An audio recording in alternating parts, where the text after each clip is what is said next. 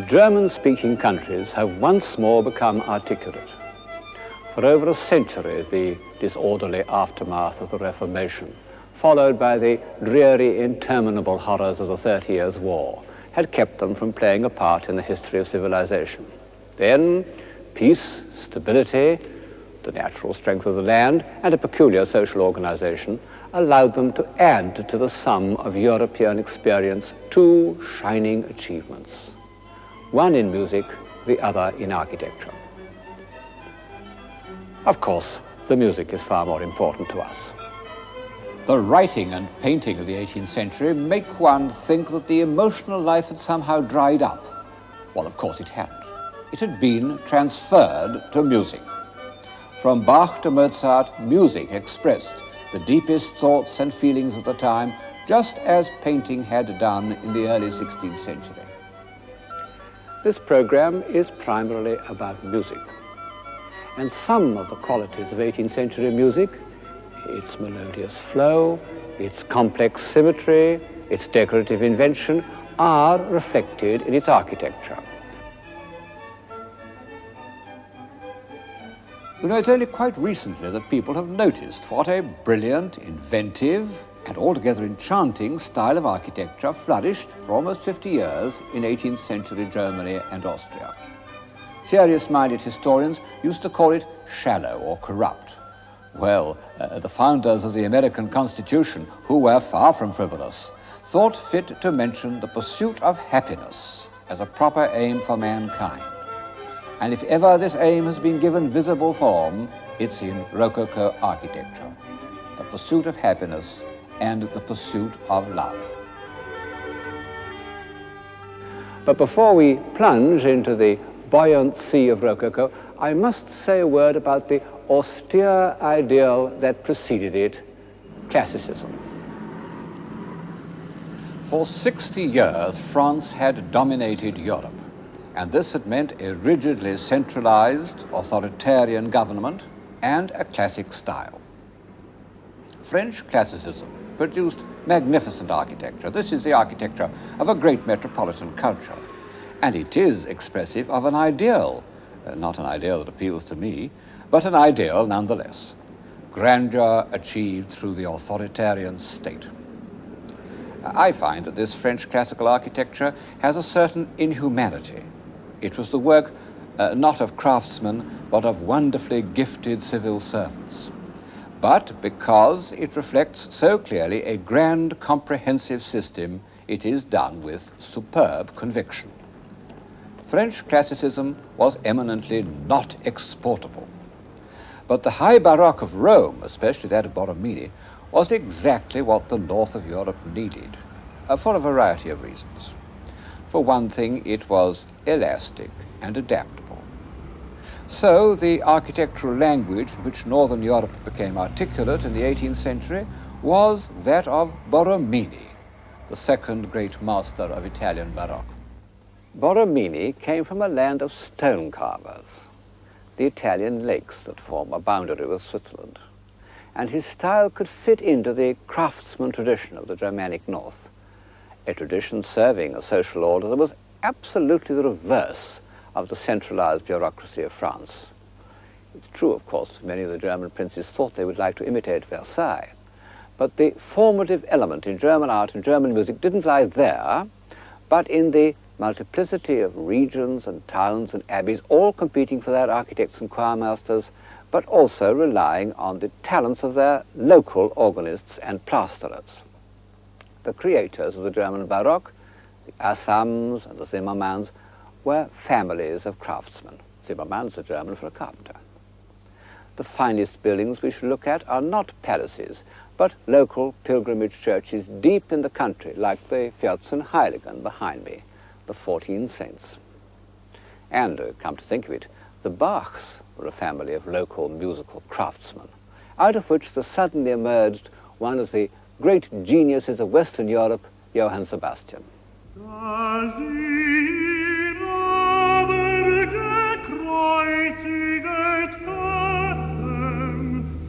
Teilten sie seine Kleider und warfen das Los darum, auf das erfüllet würde, das gesagt ist durch den Propheten.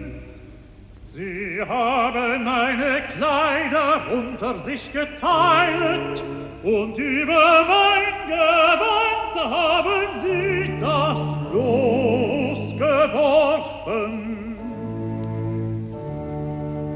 Und sie saßen all da und hüteten sein.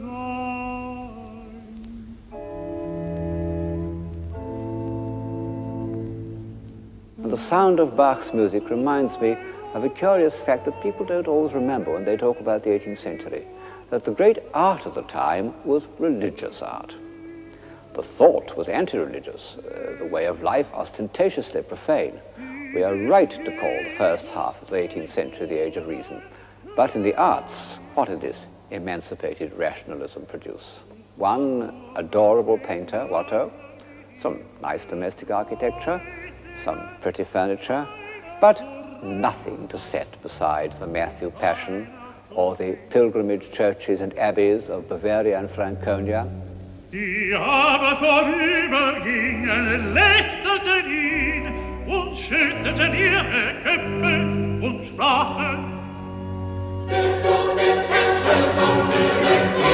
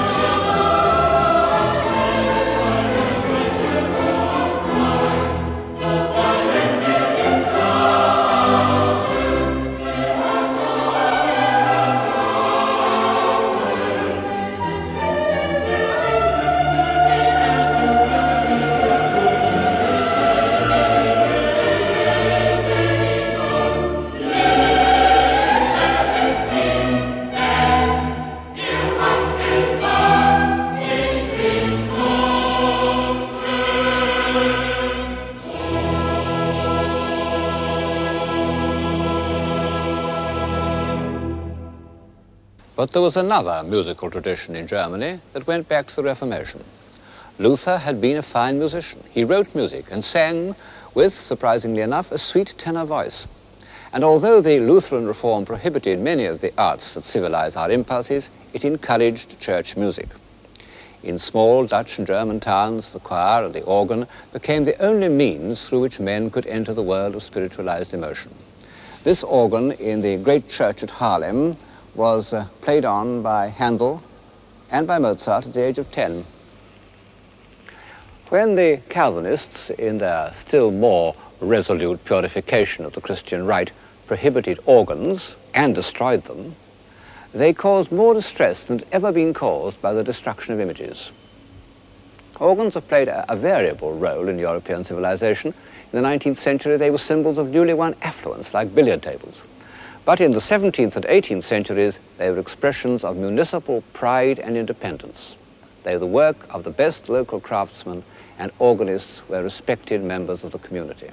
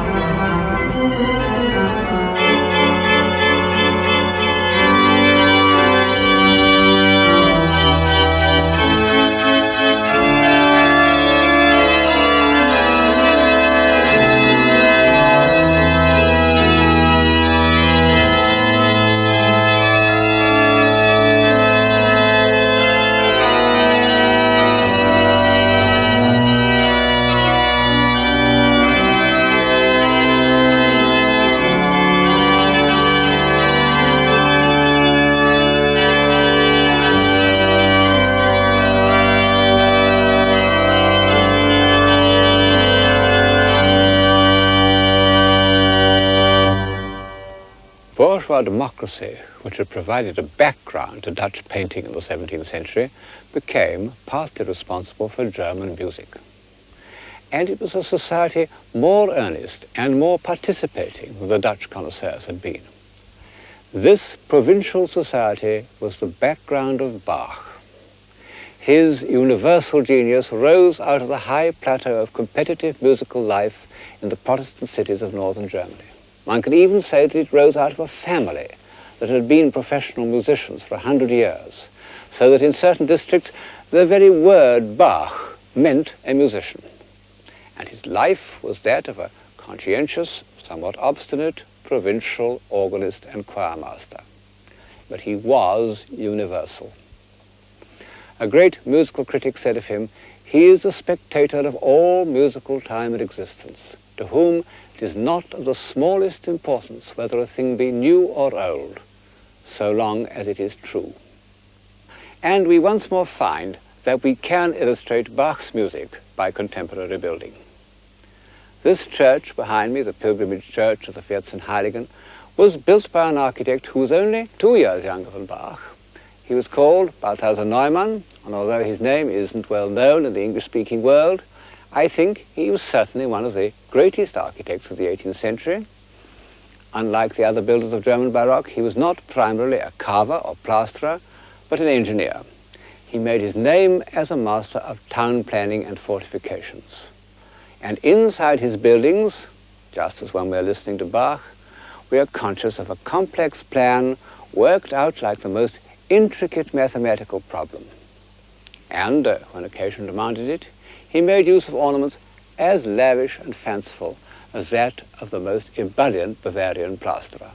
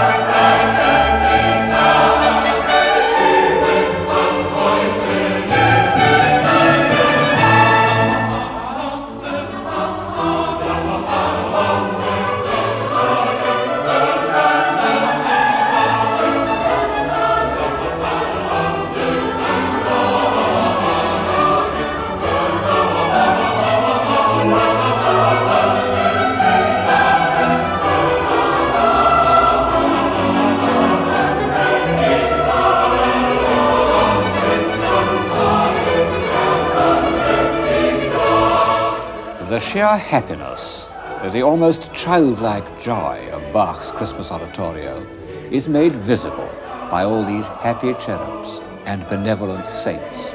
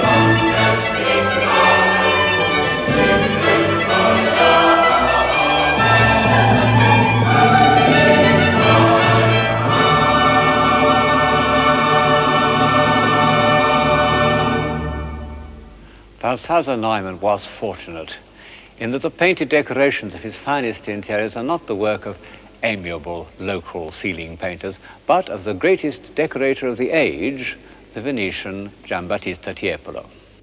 Here's his masterpiece, the ceiling of the staircase in the Bishop's Palace at Würzburg, known as the Residence. And there, in fact, in the corner, is Tiepolo's self-portrait, the man with the yellow scarf, with his son, Gian Domenico, also a very good painter, looking over his shoulder.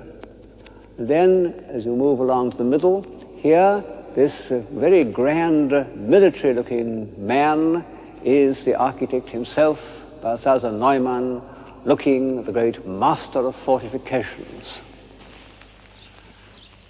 The Residence doesn't seem quite our idea of a bishop's residence, being in fact about 3 times the size of Buckingham Palace and incomparably more splendid, and one can't help speculating on the tithes and taxes that the peasants of Franconia had to pay in order that their episcopal master should do himself so well. But one must admit that many of these rulers of small German principalities, dukes, electors, bishops, or whatever, were in fact remarkably cultivated and intelligent men. Their competitive ambitions benefited architecture and music in a way that the democratic obscurity of the Hanoverians in England did not. The Schönborn family, one of whom was responsible for the residence at Würzburg, were really great patrons whose names should be remembered with the Medici. I felt some scruples in comparing the music of Bach with the Baroque interiors. No such hesitations prevent me from invoking on this splendid staircase the name of George Friedrich Handel. You know, great men have a curious way of appearing in complementary pairs. This has happened so often in history that I don't think it can have been invented by some symmetrically minded historian, but must represent some need to keep human faculties in balance. However that may be, there's no doubt that the 2 great musicians of the early 18th century, Bach and Handel, fall into this pattern of contrasting and complementary personalities. They were born in the same year, 1685. They both went blind from copying musical scores, and both were operated on, unsuccessfully, by the same surgeon. But otherwise, they were opposites. In contrast to Bach's timeless universality, Handel was completely of his age.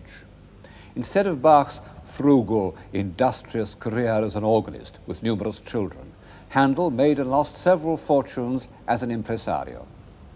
This amiable statue of him was erected by the grateful proprietors of an amusement park, Vauxhall, in which his music had been one of the attractions.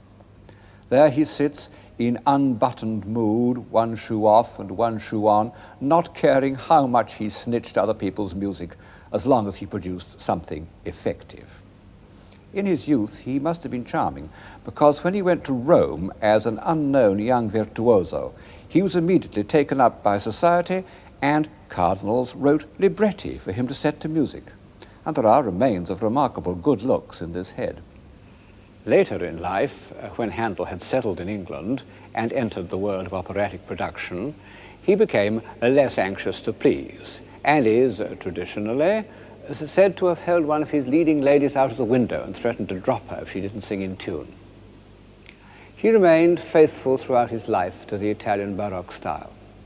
In consequence, his music goes well with the decorations of Tiepolo, which even have the pseudo-romantic subjects of his operas. One can look with pleasure at the marvelous Tiepolo ceiling on the staircase at Würzburg with Handel's music in one's ears. Till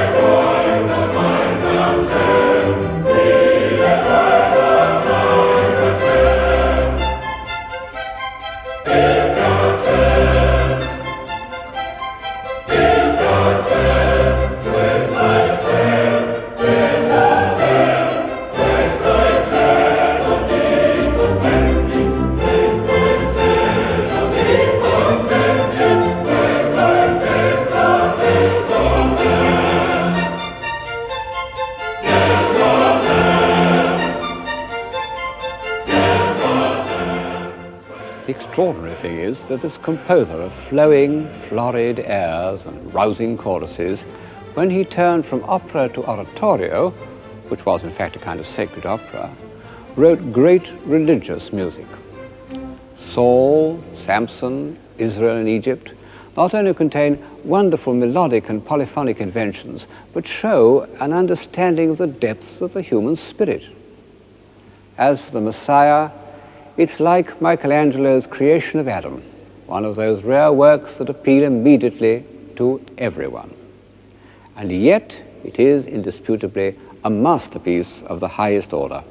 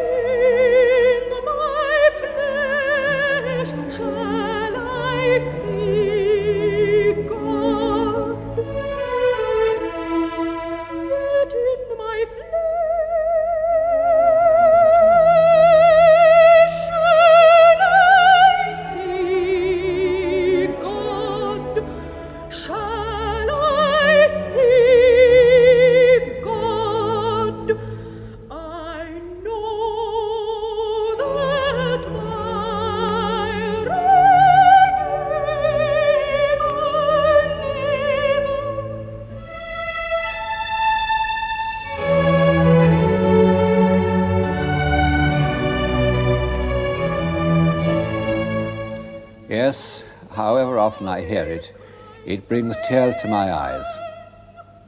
In passages like that, Handel is beyond classification. Still, one may reasonably call him a Baroque composer. Now, Baroque first came into being as religious architecture and expressed the emotional aspirations of the Catholic Church.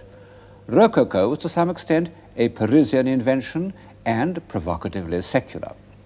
It was, well, superficially at any rate, a reaction against the heavy classicism of Versailles. Instead of the static orders of antiquity, it drew inspiration from natural objects in which the line wandered freely without symmetry. Shells, flowers, seaweed, vines, especially if they wandered in a double curve. Rococo was a reaction against the academic style, but it wasn't negative. It represented a real gain in sensibility. It achieved a new freedom of association and captured new and more delicate shades of feeling. All this is expressed through the work of one exquisite artist, Watteau. He was born in 1684, the year before Bach and Handel, in the Flemish town of Valenciennes, and he derived his technique from Rubens. But instead of a hearty Flemish acceptance of life, Watteau, who was a consumptive, discovered something in himself that had hardly ever been seen in art before, a feeling of the transitoriness and thus the seriousness of pleasure. He had brilliant gifts. He could draw with the style and precision of a Renaissance artist, and he used his skill to record his rapture at the sight of beautiful girls. What dreams of beauty they are.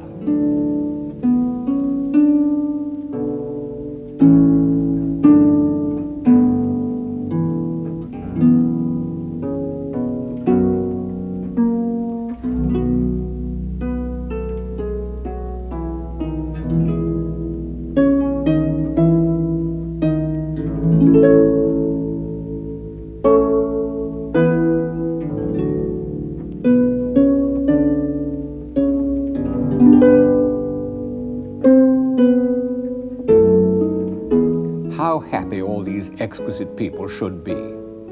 But in the very temple of delight, veiled melancholy hath her sovereign shrine those seen of none save him whose strenuous tongue can burst joy's grape against his palate fine.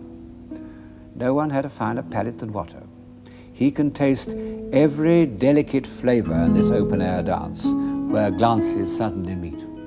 and he's depicted himself not as one of the dancers, but as the bagpipe player, animating the scene with his humble, melancholy instrument. He was, his friend Caylus said, tender and perhaps something of a shepherd, and in this elegant company that he watched so discerningly, he remained the odd man out. And Gilles, the simpleton whose tall white figure rises in isolation from his fellow comedians, is a sort of idealized self-portrait, tender, simple, and yet capable of love and of delicate intuitions. Watteau came on the scene at an incredibly early date in the 18th century. His masterpiece, The Departure from Cytherea, was painted in 1712, when Louis XIV was still alive, and yet it has the lightness and sharpness of a Mozart opera, also the sense of human drama.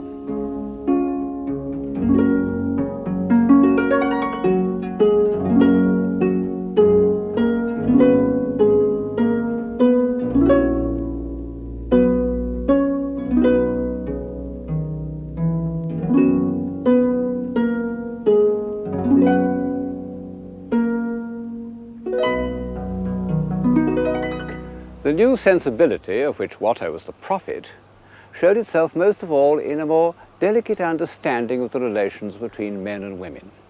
Sentiment. The words got into trouble, as words do, but it was, in its day, a civilizing word. Sterne, in his Sentimental Journey, that somewhat discredited work of Rococo prose, tells a fable about a town of Abdera, which was the vilest town in all Thrace. What with poisons, conspiracies and assassinations, libels, pasquinades and tumults, there was no going there by day, 'twas worse by night. Till, hearing a play of Euripides, the people were struck by a speech of Perseus. O Cupid, prince of gods and men. Every man almost spoke pure iambics next day, and talked of nothing but Perseus, his pathetic address. O Cupid, prince of gods and men. Every street of Abdera, in every house, O Cupid, Cupid, in every mouth, like the natural notes of some sweet melody which drop from it whether it will or no. Nothing but Cupid, Cupid, prince of gods and men. The fire caught, and the whole city, like the heart of one man, opened itself to love. No pharmacologist could sell one grain of hellebore, not a single armorer had a heart to forge one instrument of death. Friendship and virtue met together and kissed each other in the street. The golden age returned and hung over the town of Abdera. Next to love, Watteau cared most about music, for which, his friends tell us, he had a most delicate ear. Nearly all his scenes are enacted to the sound of music. In this he shows himself as part of a tradition going back to the Venetians, of whom Pater said that they painted the musical intervals of our existence, when life itself is conceived as a kind of listening. In a Watteau, we are in the world of poetry, not only on account of the grace of the figures, but because the facts have been translated into the most exquisite paint. Watteau's colour has a shimmering, iridescent quality which makes one think immediately of musical analogies.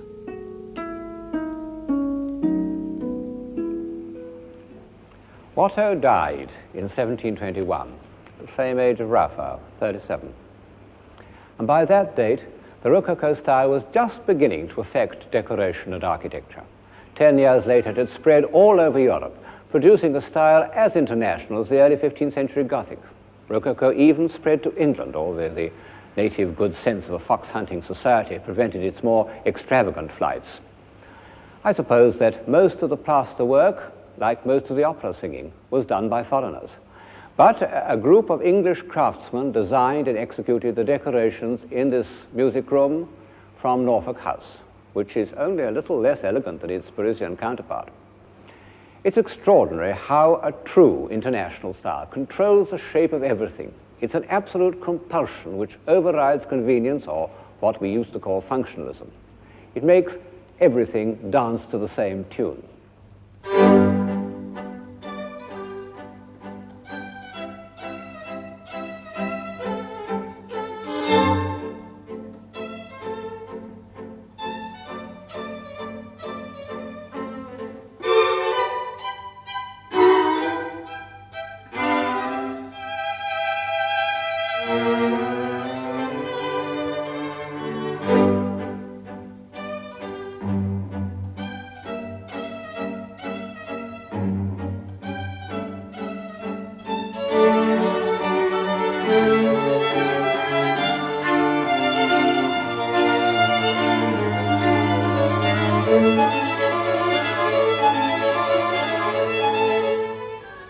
Walter Pater said that all art aspired to the condition of music.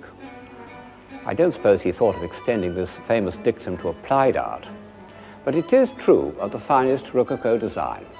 The rhythms, the assonances, the texture have the effect of music and are echoed in the music of the next 50 years.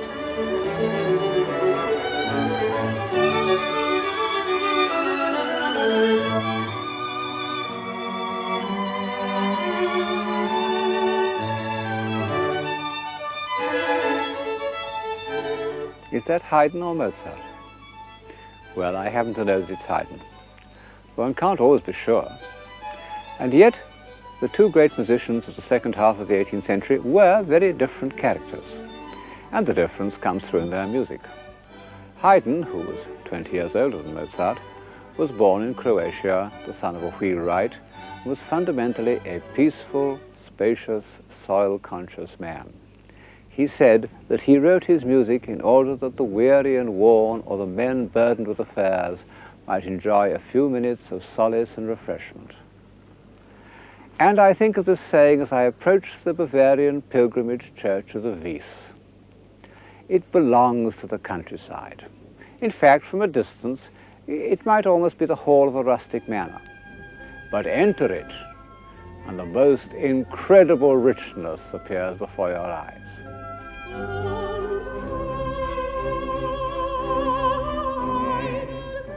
In these Rococo churches, the faithful are persuaded not by fear, but by joy. They're a foretaste of paradise. Sometimes, I admit, rather more like the Mohammedan paradise of the senses than the disembodied paradise of Christianity. Oh, Cupid, Cupid, prince of gods and men.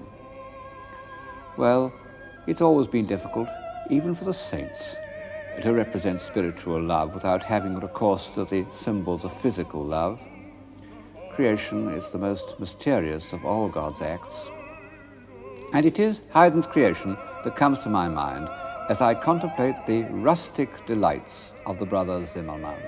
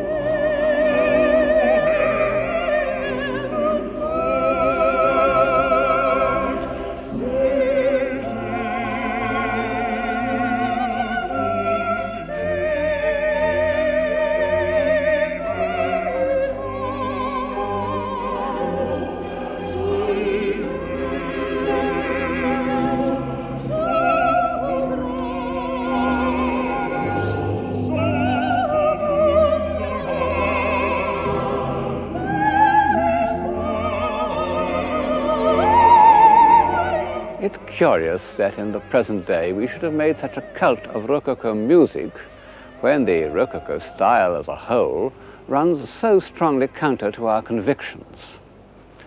You see, many of the most beautiful Rococo buildings of the 18th century were built simply to give pleasure by people who believed that pleasure was important and worth taking trouble about and could be given some of the quality of art.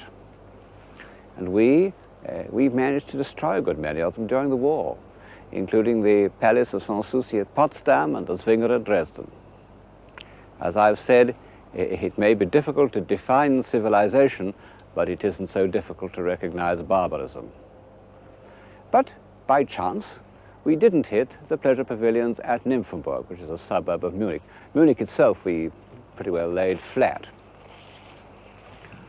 They were built for the Elector Max Emanuel by his court dwarf named Cuvillier, who happened to be an architect of genius. Despite his French name, he came from Flanders. This behind me is the most famous of them, I suppose, the Amalienburg. The exterior is quite simple.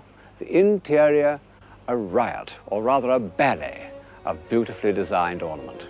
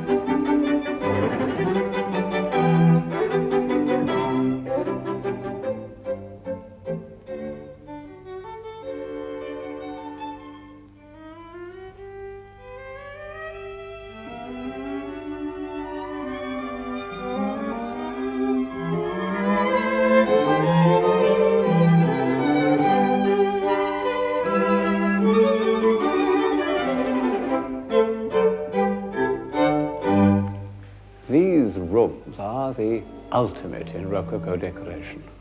And one might say that they bridge the gap between Watteau and Mozart. And yet, to pronounce the name of Mozart in the Amalienburg is dangerous, because it gives color, very pretty color, to the notion that Mozart was merely a Rococo composer. 50 years ago, this was what most people thought about him. The notion was supported by horrible little plaster busts, which made him look a perfect 18th century dummy. I bought one of these busts when I was at school, but when I first heard the G minor quartet, I realized that it couldn't possibly have been written by the smooth white character on my mantelpiece, and I threw the bust into the waste paper basket. I afterwards discovered the portrait by Lange, which, although no masterpiece, does convey the single-mindedness of genius. Of course, a lot of Mozart's music is in the current 18th century style. He was so much at home in this golden age of music, so completely master of its forms, that he didn't feel it necessary to destroy them. Indeed, he loved the clarity and the precision and the mathematical perfections of the late 18th century style. I love the story of Mozart sitting at table, absent-mindedly folding and refolding his napkin into more and more elaborate patterns as fresh musical ideas passed through his mind. But of course, this formal perfection was used to express two characteristics which were very far from the Rococo style. One of them was that peculiar kind of melancholy, a melancholy amounting almost to panic, which so often haunts the isolation of genius. And Mozart felt it quite young. And the other characteristic was almost the opposite, a passionate interest in human beings and in the drama of human relationships. How often in Mozart's orchestral pieces, concertos, quartets, symphonies, we find ourselves participating in a drama or dialogue. And of course, this feeling reaches its natural conclusion in opera.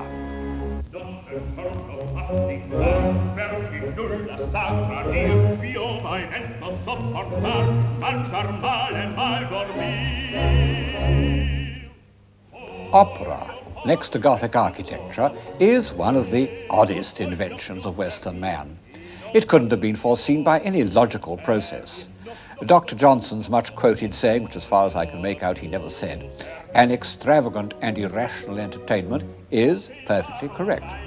And at first it seems surprising that it should have been brought to perfection in the age of reason.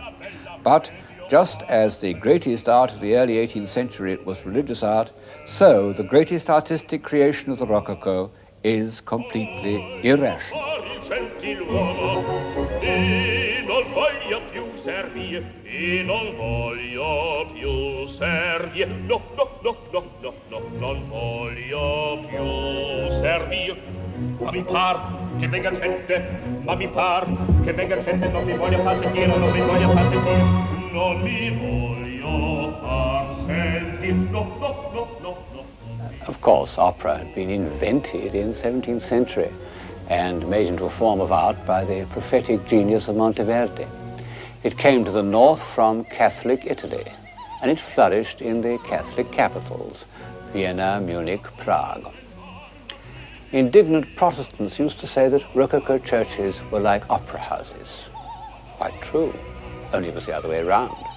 As you can see, this enchanting opera house in Munich, built by the dwarf architect Cuvillier, is exactly like a Rococo church.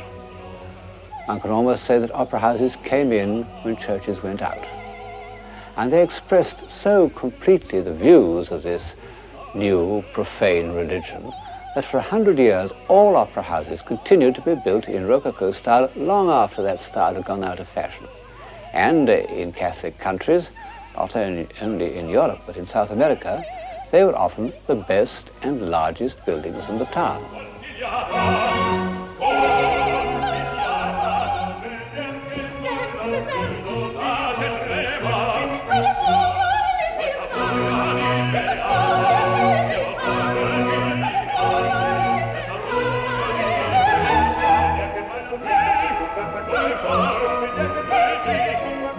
As Don Giovanni assaults Donna Anna, her father, the commendatore, comes down the stairs.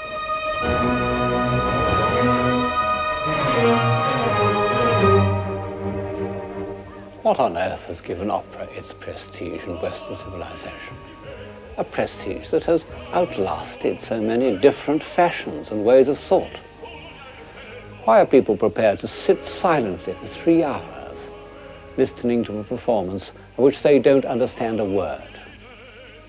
Why do quite small towns all over Germany and Italy still devote a large portion of their budgets to this irrational entertainment?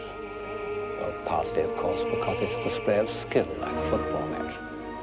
But chiefly, I think, because it is irrational. What is too silly to be said may be sung. Well, yes, but what is too subtle to be said, or too deeply felt, or too revealing, or too mysterious? These things can also be sung, and only be sung.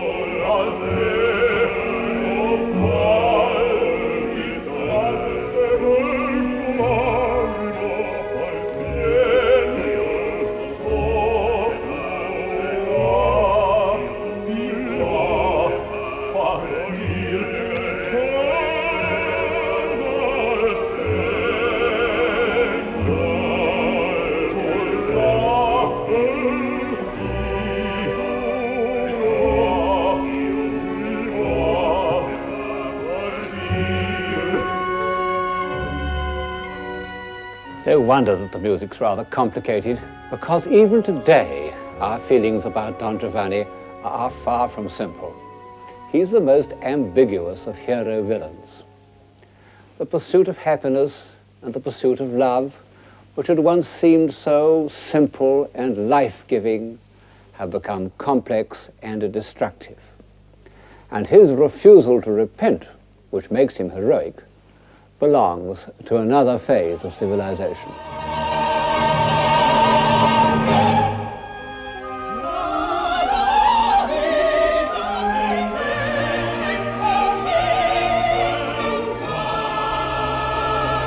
Yes, sir.